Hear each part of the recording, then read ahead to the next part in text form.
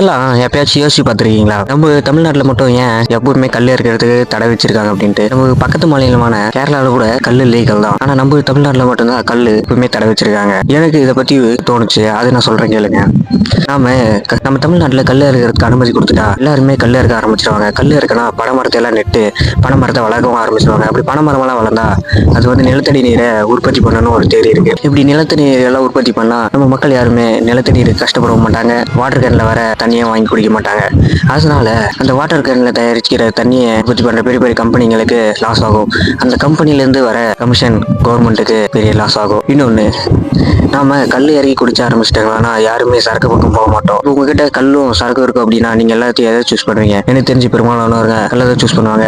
ஏன்னா அது நேச்சுரலா கிடைக்குது, உடலுக்கும் நல்லது அப்படின்னு சொல்லிட்டு போதையும் இருக்கும். ஆனா இப்ப பண்ணிட்டுங்களா சரக்கு உற்பத்தி எல்லாமே பெரிய அளவுல லாஸ் ஆயிடும். யாருமே தமிழ்நாட்டுல சரக்கே வாங்கலன்னா அப்பப்ப நியூஸ் பார்த்துருப்பீங்க. தமிழ்நாட்டுல காந்தி ஜெயந்திக்கு முன்னாடி நாள் எவ்வளவு சரக்கு வேறு அதிகமா வித்துருக்கு, வேறு எப்போ எவ்வளவு சரக்கு வித்துருக்கு அப்படின்னு சொல்லிட்டு அந்த அளவுக்கு கல்லு வித்துச்சுன்னா ஏழையில இருக்கிற விவசாயிங்க எல்லாருமே பணக்காரங்களாயிருவாங்க. இந்த கவர்மெண்ட்டுக்கு யாருக்கிட்ட காசு கொடுத்து நம்ம ஓட்டு வாங்குறதுன்னு தெரியாது. அதனாலதான் கவர்மெண்ட் நம்மளை முட்டாளாகவே வச்சிருக்காங்க.